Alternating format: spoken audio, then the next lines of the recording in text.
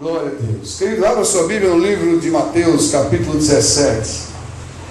Se tem alguém perto de você que está sem Bíblia, você já compartilha da sua Bíblia com ele ou com ela. Abrindo aí Mateus 17, versículo 24 ao 27. A palavra de Deus diz o seguinte: E chegando eles a Cafarnaum, aproximaram-se de Pedro os que cobravam as dracmas, e disseram: O vosso mestre não paga dracmas? E respondeu Pedro: Sim. E entrando em casa, Jesus se lhe antecipou, dizendo: Que te parece, Simão? De quem cobram os reis da terra os tributos, ou o censo? Dos filhos ou dos estrangeiros? E disse-lhe Pedro: Dos estrangeiros. E disse-lhe Jesus: Logo estão livres os filhos. Mas para que não os escandalizemos, vai ao mar, lança o anzol, tira o primeiro peixe que subir, e abrindo-lhe a boca, encontrarás um estáter. Toma-o e dá-o por mim e por ti. Amém? Nós colocamos lá no Face ontem, ou acho que foi outro, na sexta-feira, não sei, dizendo que Deus tinha colocado no meu coração uma palavra poderosa a respeito da graça dele. E essa palavra, ela é um grande combustível para a nossa caminhada, para prosseguir nessa caminhada de volta para casa, de volta para o céu. E eu compartilhando dessa palavra com a minha galega, ela ficou curiosa, porque disse: Olha, sabe qual é o texto que eu vou pregar? E li, né? Ela ficou olhando para mim assim: de onde é que vai tirar a graça de Deus num negócio desse? Se vá à noite e você verá. Deixei a galega curiosa. E eu estou até querendo saber onde é que ela está. Deve estar fazendo algo importante. Pois bem, queridos, nós estamos nessa noite falando sobre esse texto. Quem já tinha ouvido falar desse texto? Alguém tinha ouvido falar dele? Pouca gente. A irmã Beninha não conta. A irmã Beninha dessa Bíblia já mais de 14 vezes, 15 vezes a Bíblia, então não conta. Mas eu vi uns ou outros ali que já tinham passado por esse texto. Realmente é um texto que, à primeira vista, talvez não tenha grande atrativo.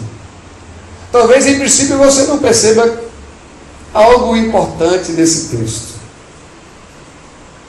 Mas aí eu vou entrar num assunto interessante. Quando eu era menino, e é bom que a irmã Beninha está aqui hoje, nós tínhamos uma cadelinha chamada Pedrita, né? Uma cadelinha pequinês, pretinha, tinha uma manchinha branca aqui na barriga, assim no peito. E essa cadelinha era extremamente obediente, dócil. Minha mãe abria a porta do portão ali da rua, né? Abria o portão, aí dizia: Vá, minha filha, vá passear. E a cachorrinha saía, bem devagarzinho. Aí ia lá na esquina, voltava, ia em outra esquina. Aí às vezes ela parava, olhava para minha mãe, e dizia assim: Está na hora de entrar. E minha mãe dizia: Não, meu filho, fique mais um pouquinho. Minha mãe ficava ali na porta, ela andava, aí ela fazia: Pedrita, está na hora de entrar. E aí vinha a Pedrita, serenamente, calmamente, e entrava em casa, bem devagarzinho, né? E eu lembro também que Pedrita tinha umas crias. Ela dava umas crias, teve umas crias. Aí nascia às vezes 6, 7, 8, às vezes 9 cães, né? 9 cachorrinhos nasciam. E eu ficava ali olhando os cachorrinhos. Não sei quem já teve cachorrinho, que teve e já deu cria em casa, né? E a gente fica ali olhando, né? Bem novinho ainda, a mãe deixa chegar perto, bem miudinhos os bichinhos. E lá bastante, depois de um tempo, aí minha mãe dizia: Esse cachorrinho, lembrei disso, esse filhotinho aqui não está mamando direito. E eu ficava assim meio, né, intrigado: como é que ela sabe? Dentro de 8 cachorros, tudo preto, especificamente aquele não está mamando. Eu ficava assim meio, né, preocupado, não, mas curioso, né? Como é que ela sabe que exatamente aquele não está mamando? E o dia passava, eu dizia: Olha, eu acho que esse bichinho não está mamando. Aí teve um dia que eu perguntei: Mas como é que a senhora sabe que exatamente esse não está mamando? E ela disse, porque eu conheço todos eles. E sei diferenciar e sei que esse não está crescendo, está ficando menorzinho, está mais levezinho do que os outros. E era tudo pretinho. Pastor, o que é que isso tem a ver com esse negócio do imposto aqui, o cachorro com crime? Eu gosto de fazer essas coisas, porque fica a gente assim, meio com um olhinho assim, né? Como é que ele quer chegar com esse negócio? Né, Rebeca? Rebeca bota a mão no queixo. Nós vamos falar nessa noite de alguém que conhece não só todos os cachorrinhos que existem nessa terra, mas vamos falar nessa noite sobre alguém que conhece todos os peixes que existem nos lagos, nas lagoas, nos rios, nos oceanos, nos mares. Vamos falar nessa noite de alguém que conhece todos os peixes grandes, os pequenos, os médios, todos os peixes de couro, de escama, de pele. Nós vamos falar nessa noite daquele que conhece todos eles, todos os peixes de todo o planeta. Vamos falar daquele que conhece os peixes que estão em todos os aquários dessa terra. Vamos falar nessa noite de um homem que conhece, que era homem e Deus, e agora é só Deus, e conhece você, e que me conhece. Esse texto ele se refere a uma importante passagem da palavra, da história de Cristo, em que cobradores de impostos se aproximam de Pedro e diz: olha, o mestre não paga não os impostos. E Pedro, talvez assustado, porque não tinha pago ainda, até aquele momento, Pedro deve ter respondido como assim, para se livrar dos caras: paga sim. E nunca havia pago. Não há registro bíblico que havia pago. E aí Pedrão, paga sim. Eu imagino o Pedrão, aquele ímpeto dele, dizendo assim: ó, o mestre paga sim, rapaz. Que história é essa? Mais ou menos assim, porque Pedrão é aquele cara bem que é impetuoso, né? Brabo. Aí depois que ele disse isso, ele entrou para casa, já desconfiado, disse: vou perguntar ao mestre, o que é que eu faço? Ele entrou, aí o mestre disse, se antecipou a Pedro. Ele disse: Pedro, de quem os reis cobram os impostos? Dos filhos ou dos estrangeiros? E aí Pedro disse: dos estrangeiros. Então Jesus respondeu: então quer dizer que os filhos estão livres do imposto, não é isso, Pedro? Pedro, você sabe por que Jesus disse isso? Jesus é descendente de quem? Quem lembra? Jesus é descendente de quem? Davi. De Davi. Vocês lembram que Davi, claro, venceu um gigante chamado Golias? Estão lembrados disso? Você lembra qual foi a recompensa de Davi? Hã? Quem lembra a recompensa que Davi teve? Casar com a filha do rei. Todo mundo só lembra disso. Mas teve duas recompensas: a isenção de impostos para ele e para toda a sua descendência. Jesus é descendência de Davi. Jesus sabia que não tinha obrigação nenhuma de pagar imposto. Por isso que ele perguntou: por que os filhos? É para os filhos e para os estrangeiros. E aí Pedro disse: para os estrangeiros. É como se eu sou filho de Davi. Mas mesmo assim, Pedrão, fala o seguinte: tu vai lá no mar da Galileia, vai lançar teu anzol lá, e o primeiro peixe que sair, tu abre a boca dele, e lá vai ter o valor exato para pagar o meu imposto e o teu imposto. Jesus, apesar de não ter obrigação, ele sabia que aquele imposto era importante, era legal, e para não causar escândalo, e para não ter dissensão, para não ter que se explicar e provar a descendência, a linhagem dele. Aí Davi disse: vai lá para não ter escândalo e faz isso. E você vai estar ainda intrigado: onde é que esse cara quer chegar com essa conversa boa dele aí? Isso é bom, isso é você curioso. E a amiga dele, eu te entreguei aqui. Conta o resto, senão. Vá que eu conto o resto. Mas eu não quero falar nessa noite sobre essa questão do imposto. Eu não quero falar sobre essa questão do tributo.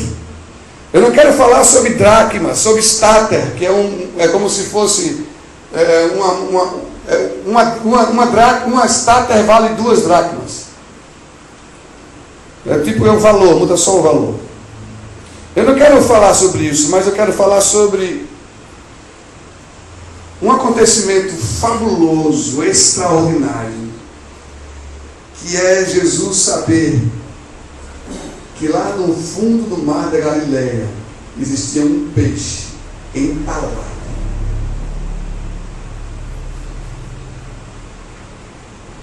Eu quero falar do peixe entalado. Eu quero falar de alguém que sabe que no mar que é, ainda hoje, conhecido como um dos mares que tem mais peixes na terra, um dos mares que tem uma das maiores populações de peixes de todo o planeta. E hoje, depois desse nível de pescaria que hoje tem quase que automatizada, imagina naquela época eram só redes e anzóis. E ele sabia que naquele mar gigantesco, com milhões e milhões de peixes, havia visto no fundo do mar uma coisinha brilhando. Ele pensou que talvez fosse um camarãozinho. E ele foi lá e pegou aquela moeda. E ela ficou meio engasgada. Ele tentou engolir de vez. E ela ficou entalada lá. E Jesus sabia que existia lá naquele fundo do mar um peixe entalado.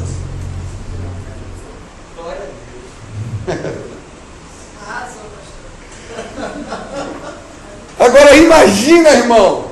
Imagina, viaja comigo. Olha umas viagens dessa aí. Viaja comigo, cara. Imagina Pedro com seu caniço pendurado nas costas, com a sua iscazinha lá pendurada, indo para o mar, confiando e crendo na palavra de Jesus. Disse: vai lá que você vai, o primeiro peixe que você puxar vai ter uma. E Pedrão é Pedrão, né? Pedrão botou aquela caniço nas costas e disse: eu vou lá. Caniço, ele vai e joga lá. Essas coisas tem que ser com o Pedrão. Ele vai lá, joga o anzol, espera um pouquinho, daqui a pouco ele senta a linhazinha tremendo, ele vai lá e puxa. Agora imagina a ansiedade de Pedro para abrir a boca desse peixe. Se fosse eu ia pegar com as 2 mãos e ele vai lá e puxa, ele abre, estava brilhando a moedinha na garganta do peixe. Imagina a alegria de Pedro quando abriu o peixe, a boca do peixe, viu aquela moedinha lá. Ele olhou, ele deve ter olhado, pegou a moedinha, tirou lá de dentro. Aí disse: esse é o meu Deus. Imagina, eu não diz isso não, eu fico imaginando, né? Rapaz, se fosse eu, dava cada pulo. Glória a Deus, aleluia, está aqui a moedinha. Que coisa maravilhosa. E diante disso tudo aí, irmãos, eu fico pensando quais os sentimentos que brotaram no coração de Pedro. O que é que deve ter explodido de alegria, de emoção? Talvez ele tivesse chorado no chão. Eu sou meio chorando, talvez eu tivesse caído lá no chão chorando, agradecendo a Deus de participar do negócio daquele.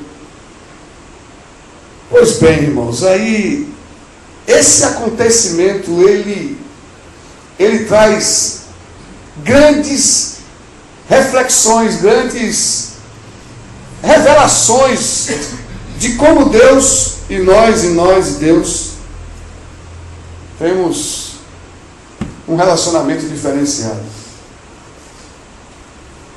Nesse exato momento em que Jesus diz que há um peixe entalado lá dentro do mar, e que ele conhece o peixe, e que ele sabe que esse peixe, em algum momento, em alguma época, em alguma fase da vida dele, o peixe estava lá entalado, ele mordeu aquela moeda. Todas as teses dos maiores teólogos que esse planeta teve a respeito da onisciência de Deus estão traduzidos nesse pequeno, singelo, simples banal acontecimento. Você pode pegar teses de milhões de milhares de páginas falando sobre a onisciência de Deus, e você pode dizer apenas com essas 4 ou 5 linhas o que é a onisciência de Deus. Você pode tentar explicar a onisciência de Deus de várias formas. Ele sabe todas as coisas, ele tal. Pega essa palavra para alguém que quiser explicar sobre a onisciência de Deus, lê isso aqui para eles, olha, eu creio num Deus que sabe que no meio de milhões de peixes no mar, tem um que está entalado lá com uma moeda, que é o valor exato para pagar os tributos para 2 pessoas. Ele não só sabe que tem um peixe entalado, mas ele sabe qual é a moeda que está entalando o peixe. Isso é coisa de doido, meu irmão. Já enlouquece comigo aí junto. Não quero ficar só nesse negócio, não. Então, a primeira observação importante sobre esse texto é que nós precisamos entender e compreender o nível e a capacidade do conhecimento de Deus, não sobre um peixe entalado, mas sobre mim e sobre você. Nós precisamos ter essa compreensão de que Ele conhece todas as coisas, todas as pessoas. Ele conhece a mim e a você, muito mais do que Ele conhece um peixe entalado com uma moeda. Irmãos, a gente fica pensando, às vezes a gente lê a palavra de Deus e a gente lê como algo normal, às vezes a gente não se dá conta da dimensão do que a gente está lendo. Eu não sei quantos já leram um texto que diz que todos os fios de cabelo da minha cabeça, e eu tenho poucos, né? Tenho uma mala também, estamos nessa fase difícil, mas eu quero que você já viu um texto que diz que todos os cabelos da minha cabeça, Ele sabe a quantidade. Quantos já ouviram esse texto que fala sobre isso? Irmãos, Ele sabe exatamente que Rivaldo, que tem muito cabelo, ele sabe quantos milhões ou milhares de fios de cabelo o Rivaldo tem. Saber quantos serviços tu tem é até mais fácil. Difícil é até baixar de uma lupa. Mas o que eu digo, irmãos, é que é preciso que eu e você tenhamos a compreensão de que Ele te conhece. Ele me conhece. Irmãos, quando eu via isso, eu já ouvi isso várias vezes. Ele conhece teus cabelos, Ele sabe a cor dos teus olhos, Ele sabe a cor da tua pele. Mas, irmãos, Ele nos conhece, não apenas como eu conheço talvez um de vocês, mas que não seja tão próximo. Ele nos conhece a fundo. E é essa a segunda observação. A primeira é que eu preciso compreender, alcançar, eu preciso internalizar a dimensão do conhecimento que Deus tem sobre a minha vida.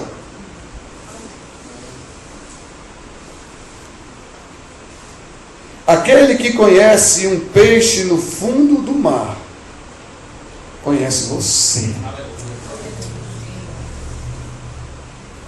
Seu nome, suas manias, o cheiro do seu travesseiro.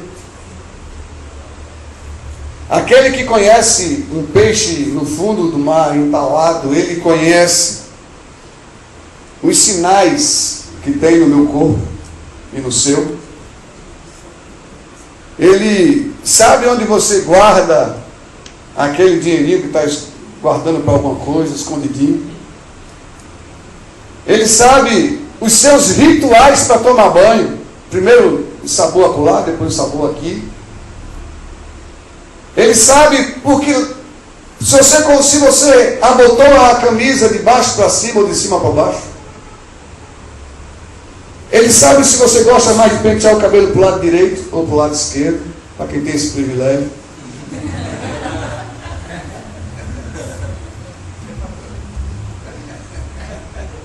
Ele te conhece no nível de conhecimento que só Ele tem.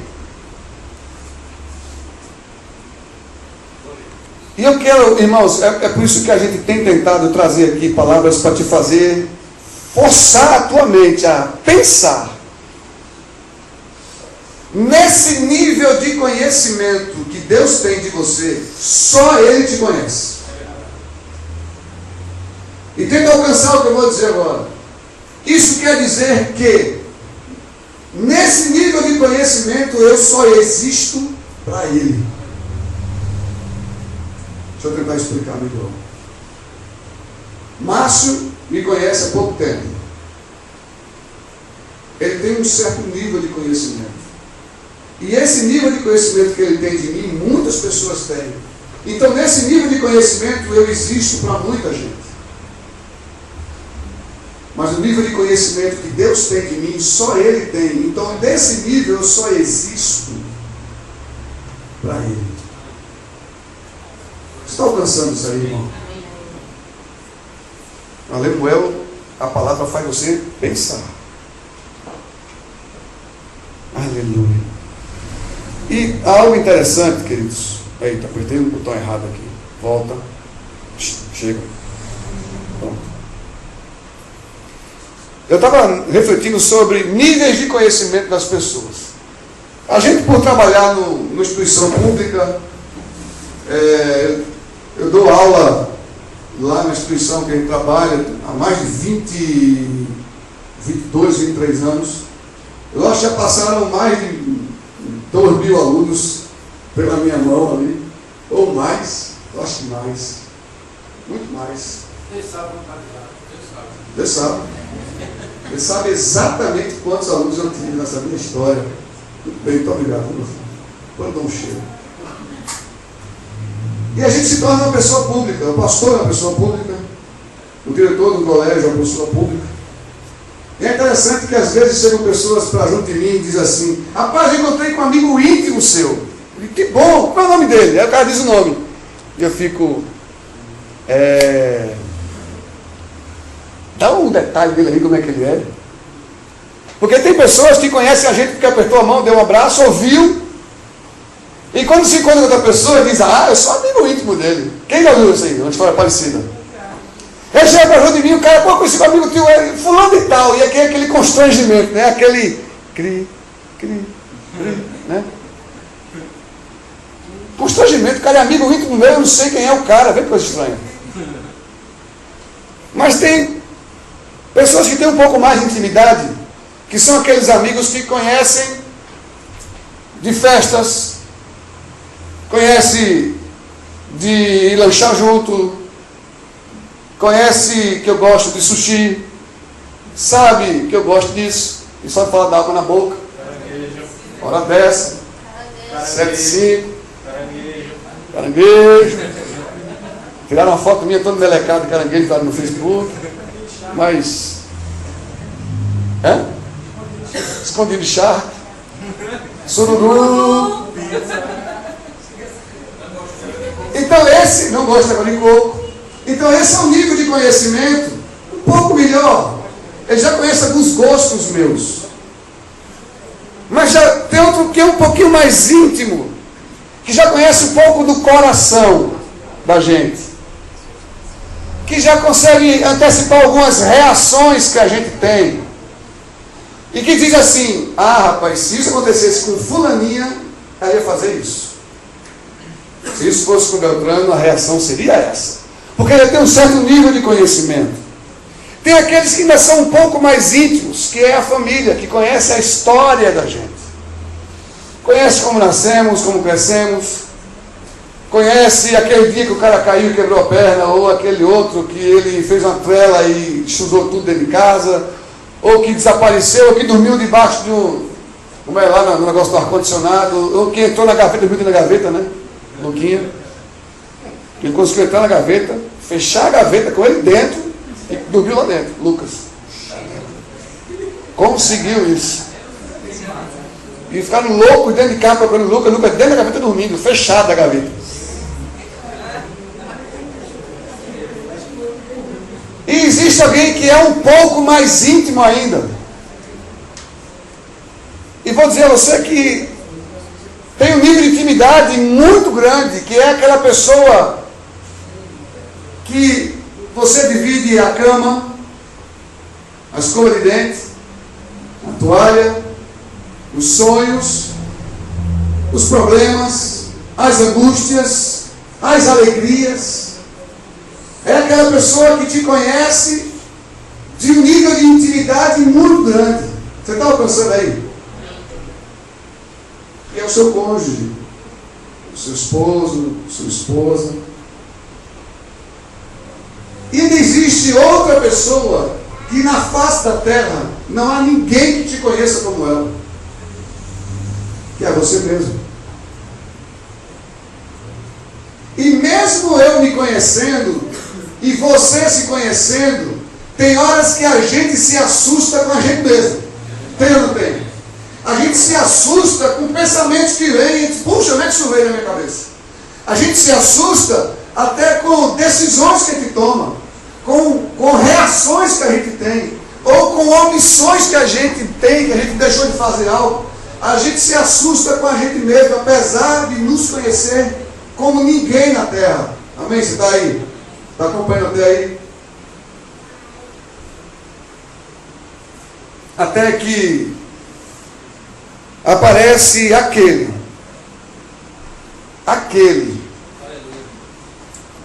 aparece aquele que te conhece radicalmente, aquele que te conhece profundamente, aquele que te conhece mais do que você mesmo se conhece. Tem cadeira por aqui, ó. Mais um dedinho aí na cadeira, tem duas logo. Aquele que te conhece de uma maneira espantosa.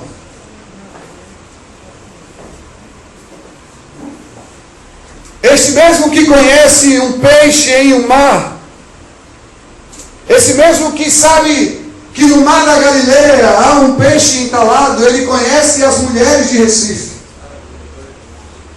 Ele conhece os homens de Recife. Ele conhece os homens do Inês Andreasa.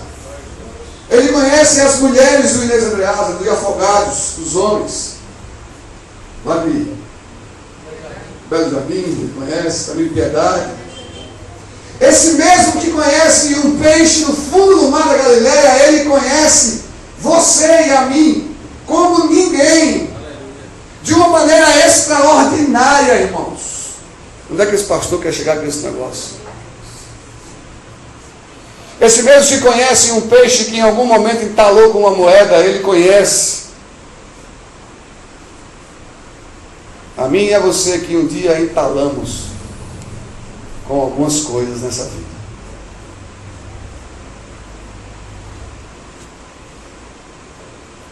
Vivemos um tempo, irmãos, em que as pessoas elas são levadas ao isolamento. Em que as pessoas são levadas a afastarem-se das outras. Vivemos um tempo em que as pessoas entram no elevador e descem 10, 15 ou sobem 20 andares. E fazem questão de ir para o outro cantinho do elevador, porque tem um estranho ali dentro e ele não consegue às vezes nem olhar para a pessoa, ele olha para o nada. Só para não ter que trocar nem um bom dia sequer com um estranho que está dentro do elevador e aquilo é constrangedor para ele. Vivemos um momento da vida em que o vizinho do lado que eu escuto lá no prédio, ele lavando a louça, lavando as panelas, eu escuto um barulho quando ele dá uma bronca no filho. E que quando abre a porta é um grande desconhecido para mim e para você. Vivemos num lugar em que as pessoas dos bairros que moram em casas saem das suas casas para a calçada e não aparece ninguém para falar com ele, mesmo estando alguém também do outro lado da rua na calçada. Porque somos levados a nos distanciar uns dos outros, nós somos levados a sermos apenas um número de identidade. Nós somos levados a ser uma matrícula de uma escola, um número de matrícula numa faculdade, uma matrícula no trabalho. Nós somos levados a viver nesse dia de hoje, nesse tempo de hoje, como pessoas que tornam-se muitas vezes invisíveis. Eu não sei se alguém já sentiu assim, mas muitas vezes isso começa a entrar dentro da própria casa e aquele marido começa a chegar em casa cansado, calado, e começa a falar pouco. E com o passar do tempo, a mulher acorda de manhã cedo com um estranho do lado. Ou ele acorda com uma estranha do lado.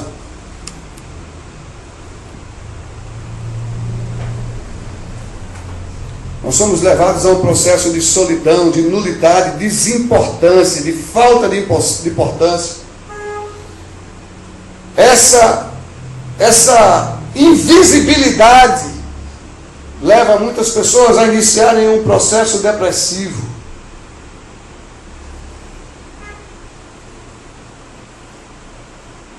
Quando as pessoas passam a não existir mais para a família, não existir mais para os colegas de trabalho, não existir mais para umas pessoas,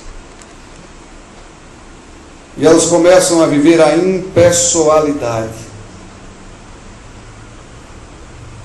Mas eu quero te dizer que se por acaso você deixou de existir para alguém, você existe para Jesus de Nazaré.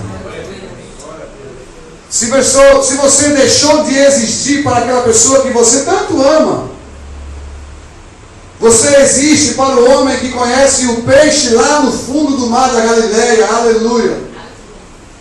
Se você está se tornando invisível para aquela pessoa que tanto lhe dava atenção, você é completamente visível para Jesus, o Filho de Deus. Você existe para Jesus. Diga para o seu irmão do lado aí, você existe para Jesus. Diga para ele, você existe para Jesus. Você só existe para Ele. Você não é mais um para Jesus. Aquele peixe no fundo do mar, ele não era mais um peixe. Ele era o peixe que ele sabia que havia engolido e entalado com uma moeda no valor de 2 dracmas. Ele sabia exatamente quantas escamas, se por acaso era um peixe de escama, tinha aquele peixe. Ele sabia quantos dentes, se era um peixe que tinha dentes, aquele peixe que ele tinha. Ele sabe exatamente os detalhes daquele peixe. Imagina de mim, de você, que somos a imagem e semelhança dele próprio. Imagina eu e você que somos a imagem e semelhança dele. Será que nós não somos tão conhecidos por ele, ou mais do que aquele peixe? Você está acompanhando comigo o raciocínio, irmãos? E é preciso que a gente tenha essa alegria de dizer, Deus me conhece. Deus sabe tudo que tem entrado na minha vida e que tem me deixado entalado.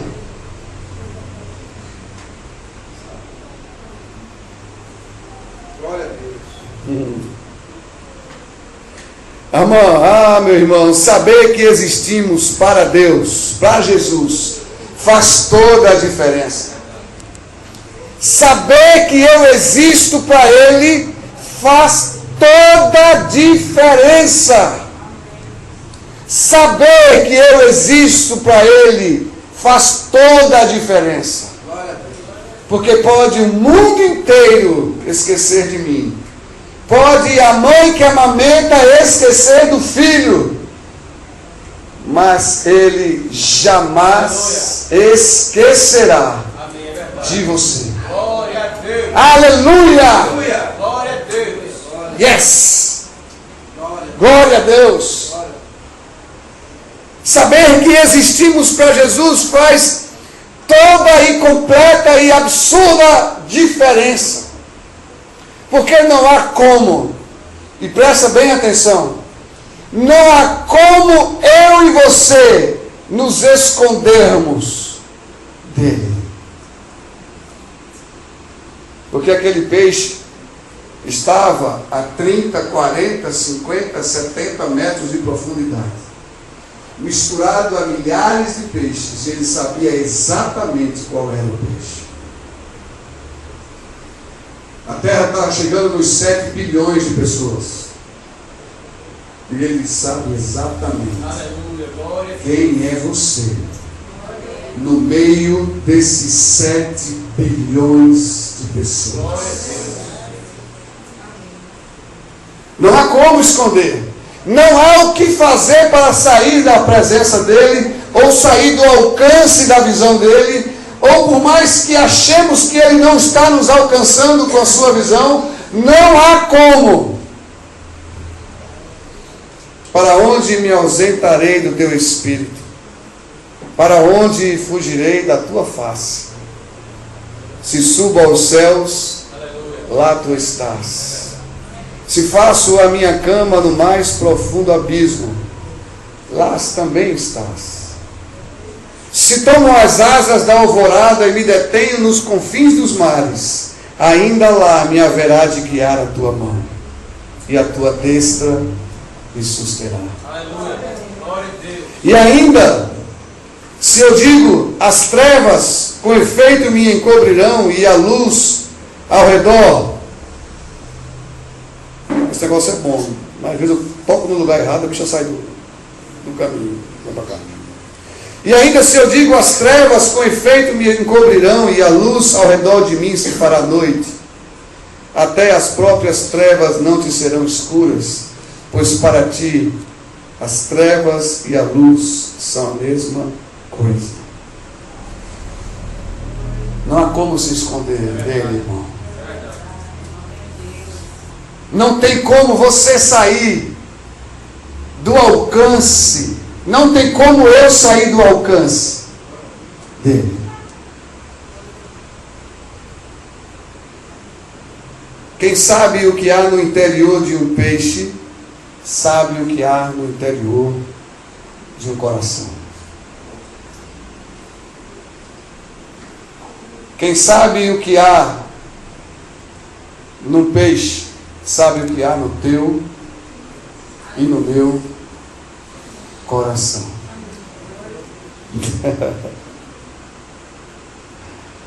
Ai, rapaz. Quem sabe o que o peixe engoliu, sabe o que eu e você temos engolido. O que é que nós temos engolido? O que é que você tem engolido dia após dia? Mês após mês? Ano após ano? O que é que tem te entalado? Aquele que conhece um peixe entalado no mar da Galileia, conhece o marido entalado dentro de um quarto, de uma casa. Aquele que conhece um peixe entalado no fundo do mar, conhece uma esposa entalada. Aquele que conhece um peixe entalado, conhece um patrão entalado com um funcionário, ou um funcionário entalado com o patrão. Aquele que conhece um peixe entalado no fundo do mar, conhece. Vai cair não, relaxa. Se cair, eu não estou aí. Amém. Aquele que conhece um peixe entalado no fundo do mar, conhece a noiva entalada com o noivo, ou o noivo com a noiva, ou conhece o pai com o filho, ou o filho com a mãe, ou o irmão com o outro. Aquele que sabe o que entalou o peixe, exatamente, uma moeda que vale o tributo para duas pessoas, sabe exatamente o que tem entalado você, irmão. O que é que tem entalado sua vida? Aquele que conhece o peixe lá no fundo do mar da Galileia, sabe que há um jovem amargurado e entalado com a vida. Sabe que há talvez um adolescente empanturrado de culpa por não estar resistindo às tentações no relacionamento com o namorado ou a namorada. Aquele que sabe e conhece o peixe entalado lá, sabe e conhece o marido que está entalado pela culpa de haver traído talvez a esposa e não conseguir se perdoar. Aquele que conhece o peixe entalado lá no fundo do mar, conhece talvez aquela mulher que está entalada porque aquele sonho, talvez de um casamento, de um emprego, de uma formatura ainda não se realizou e ela não tem forças para fazer isso acontecer. Aquele que conhece um peixe entalado no fundo do mar, conhece você. Tem cadeira aqui na frente.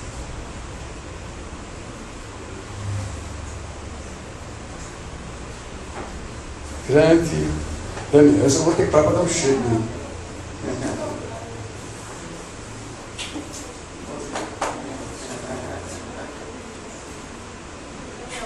Isso é amor de muitos anos.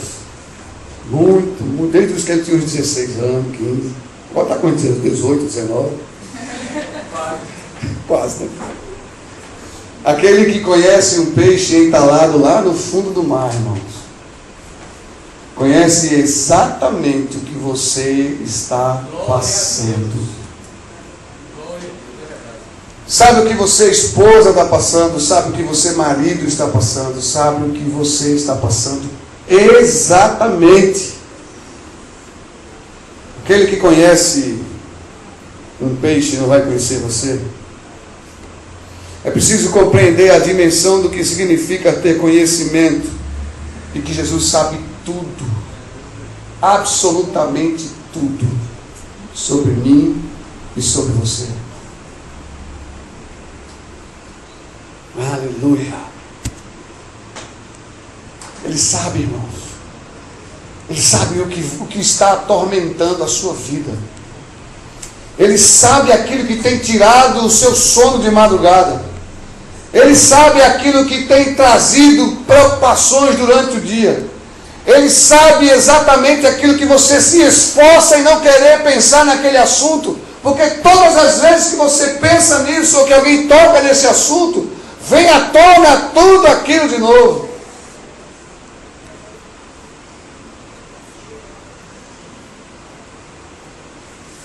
Ele sabe exatamente, irmãos. E aí você está começando a perceber onde é que Deus queria chegar com aquele peixe lá no fundo do mar. E aí aqueles que estavam curiosos, tentando descobrir de onde é que o pastor ia falar de um peixe entalado com uma moeda lá no fundo do mar. Mas ia para o seu irmão aí, acorde, ele não acabou não, tem mais. Mesmo para quem chegou agora, depois você pega no blog, a pregação, baixa, e ouve no celular. Tem mais. Você sabia que algo ruim nas mãos de Jesus pode se transformar em algo poderosamente bom? Você sabia disso? Que algo que é destrutivo nas mãos de Jesus pode se transformar em algo construtivo? Você sabe que algo que estava matando o peixe nas mãos de Pedro transformou-se em algo valoroso, valioso, o suficiente para pagar os tributos. Aquilo que era um problema para o peixe transformou-se em bênção na mão de Pedro. E aí eu me lembro de uma passagem em que Jesus foi na casa de um cobrador de impostos. E ele chega lá. E ele se assenta na mesa para jantar, e chega uma prostituta, se prostra diante dele, começa a chorar aos pés de Jesus, e suas lágrimas caem nos seus pés, e ele com o cabelo vai, ela com o cabelo vai e começa a enxugar, e ela derrama um vaso, um óleo preciosíssimo, caríssimo ali. E nesse momento, quando as pessoas veem, começam a dizer a ele como é que pode. Ele sabe que ela é uma mulher pecadora, como é que ele permite ser tocado por ela? E Jesus vai e chama Pedrão, como sempre. Esse Pedrão é uma bênção. Aí diz: Pedrão, existe um homem que tem 2 devedores, um deve a ele 50 dinheiros e o outro deve 500 dinheiros. E ele vai e perdoa aqueles 2. E Jesus pergunta a Pedro: Pedro, quem você acha que ficou mais agradecido? E Pedro responde: aquele que foi mais perdoado, que estava devendo mais, deve estar mais agradecido. Jesus disse: disseste bem, aquele que é mais perdoado é quem ama mais. Pedro, essa mulher entrou aqui, beijou meus pés e tu não beijaste a minha face. Essa mulher está lavando os meus pés com as lágrimas e você não lavou meu rosto. Essa mulher está enxugando os meus pés com os próprios cabelos e você não se aproximou de mim. Ela me ama muito mais do que todos vocês. E o que isso tem a ver, pastor? Aquilo que nós acabamos de falar, de que algo ruim nas mãos de Deus pode ser transformado em algo maravilhoso. Aquilo que para aquela mulher representava tudo de ruim, uma prostituta aproximando-se de um homem, sexo masculino, era tudo de ruim que poderia acontecer. Uma prostituta por perto tocando num homem, pois uma prostituta tocando no homem transformou-se na salvação da vida dela. Aleluia. Ela tinha tocado em milhões, sei lá, milhares, 200, 300 mil, 2 mil homens na sua vida de prostituição. Mas quando ela tocou naquele homem, ela foi salva.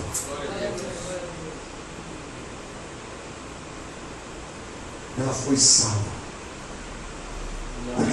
Aquela moedinha que estava matando o peixe, nas mãos de Jesus, transformou-se em algo valioso. E por que eu quero dizer isso? Porque o Espírito de Deus me incomoda a dizer isso. Quem peca com força,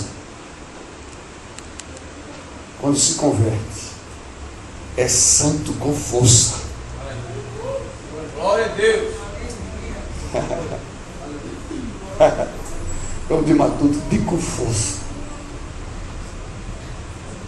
Quem odeia com intensidade, meu irmão, quando passa na mão de Jesus, ama com intensidade.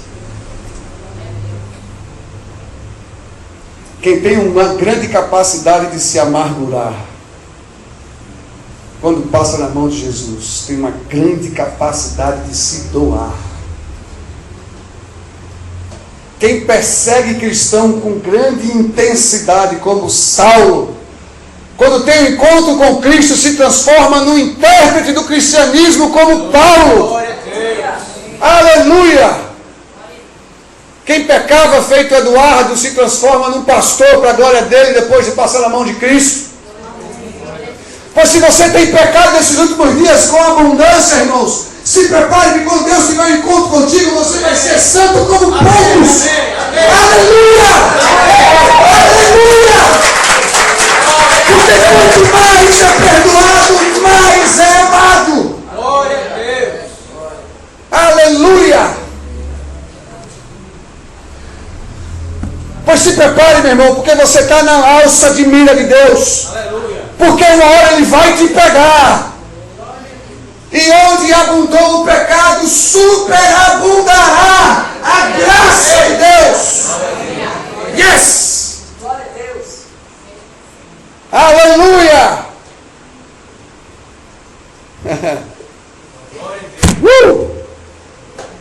Dentro de você, irmãos, há um tesouro.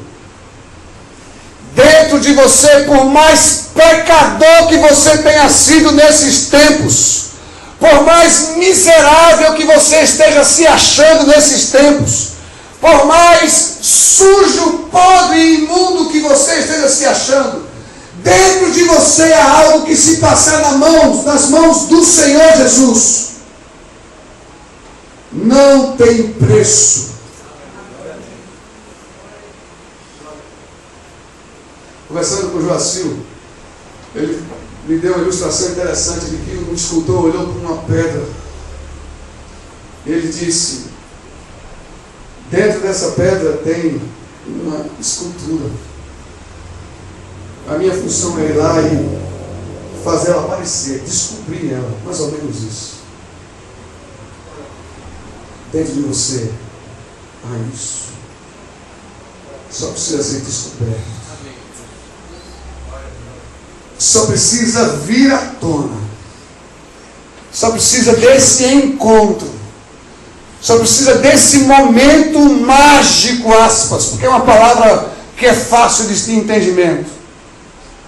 E tudo aquilo que era maldição será transformado em bênçãos.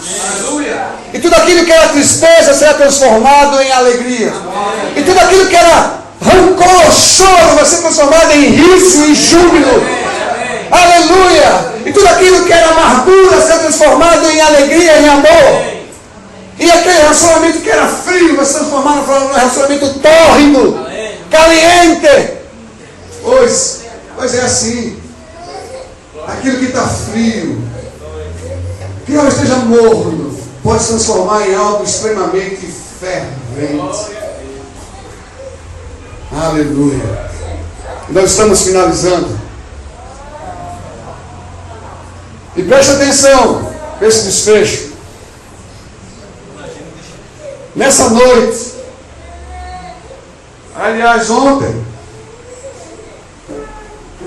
quando ele estava começando a fazer a ministração, Jesus disse para mim: Eduardo, vai lá no mar da Lemuel, lança o anzol, porque eu sei que lá estará fulano, fulano, fulana que estão entalados. Eu já joguei o anzol. O anzol já foi lançado nessa noite. A isca foi jogada, chamada Jesus, chamada palavra.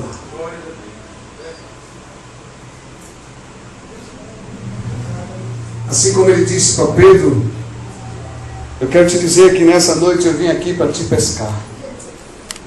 Eu, Eduardo, eu vim aqui para pescar você. Você está ouvindo aí? Eu vim aqui para pescar você.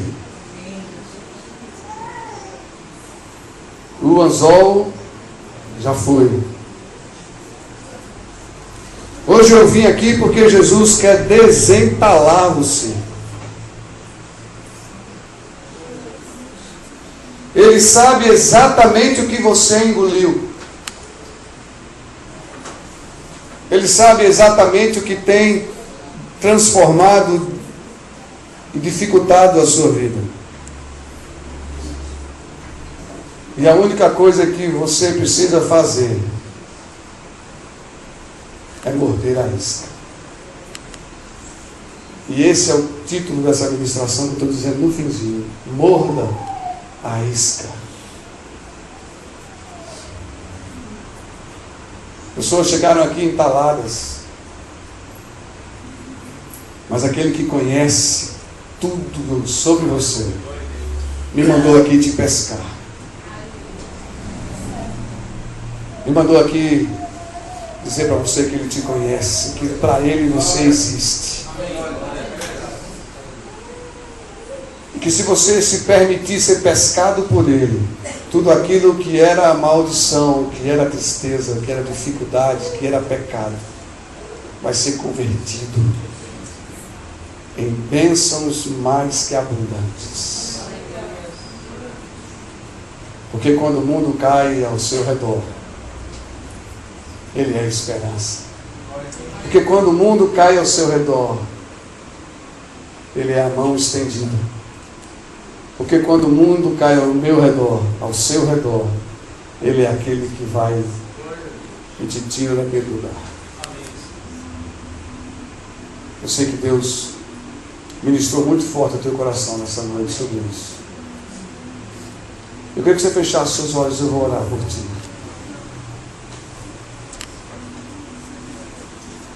Aleluia. Glória a Deus. Feche teus olhos. Senhor, nós te louvamos e te bendizemos, Deus. Senhor. Muito obrigado por tu conhecer cada um de nós intimamente. Muito obrigado, Senhor, porque tu nos trouxeste aqui nessa noite para lançar o anzol, nos pescar desse mar, Senhor, nos tirar desse mar. colocar as mãos dentro de nós e tirar essas coisas que têm entalado nossas vidas. Deus, em nome de Jesus, aqueles que aqui vieram, não vieram por acaso, não vieram apenas para uma reunião, mas vieram para ouvir, e existem para ti. Só para ti, nesse nível de conhecimento, só existimos para ti. Ó Deus, em nome de Jesus, nós te louvamos porque hoje é o dia que tu separaste para mim e para os meus irmãos, para todos aqueles que quiserem serem transformados em coisas ruins para coisas boas. Você que ultimamente tem pecado com força, é possível ser santo com a mesma intensidade.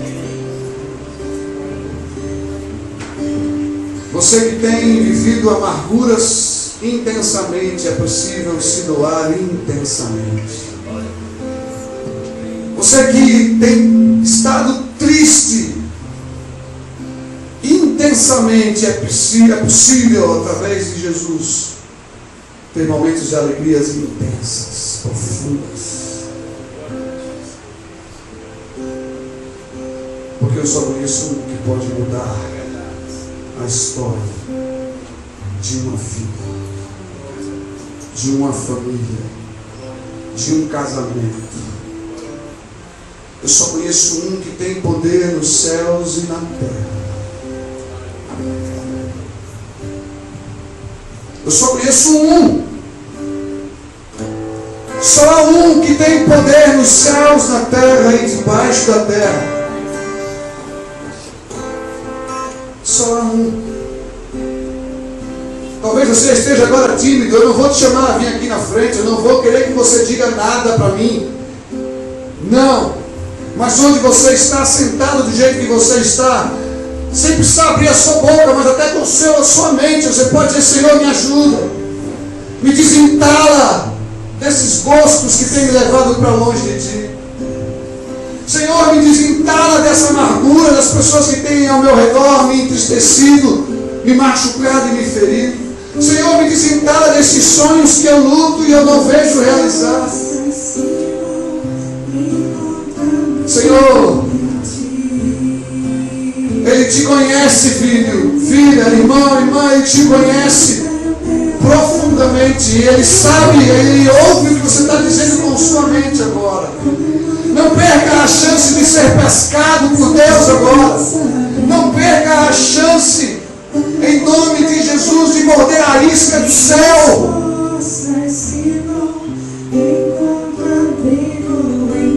Senhor, Espírito Santo,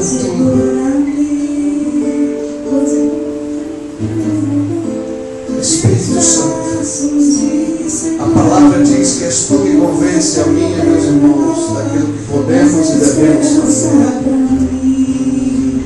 Eu oro agora, Espírito Santo, que haja uma explosão nos corações e eles acelerem agora, Deus, aqueles que não estão.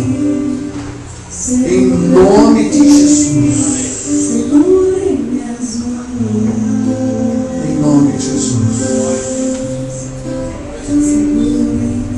O choro pode durar uma noite, mas com Jesus a alegria vem. E como vem? Os pecados podem estar durando já anos, mas com Jesus a santificação vem. O descompromisso com o reino pode estar durando, mas com Jesus a responsabilidade vem. A luta contra o pecado, contra os vícios dessa terra estão difíceis de serem vencidas, mas com Ele elas serão vencidas. Jesus, te louvamos. Te louvo pela ministração da tua palavra. Te louvo. De mim mesmo não tinha capacidade de fazer coisa alguma, Senhor, mas tu podes.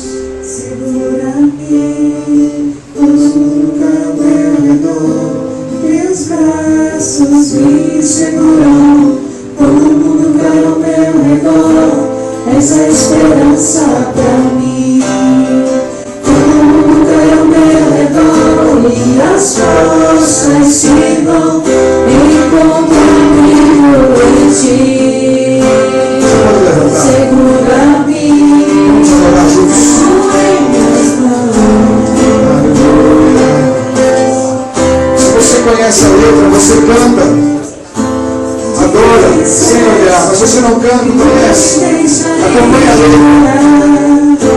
Dizes que a vida me abalaria. Dizes que no mundo eu teria visões, mas eu sei, quando o mundo cai ao meu redor, teus braços me seguram.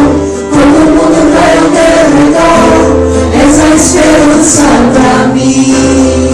Quando o mundo cai ao meu redor e as forças se vão, encontro amigo em ti.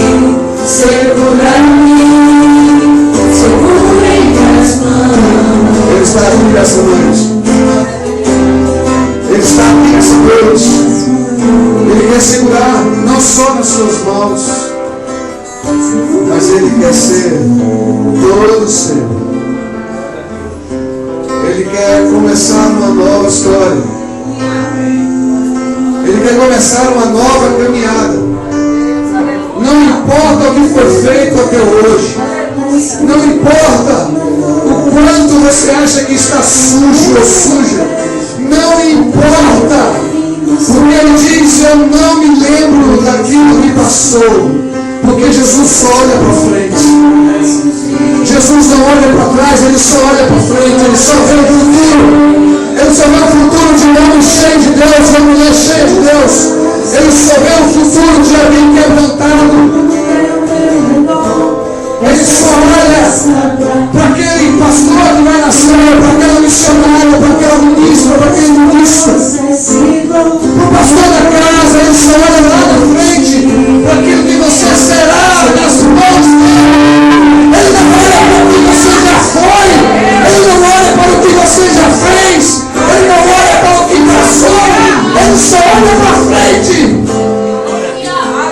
Então também não olhe para trás. Então também não se preocupe com o que passou.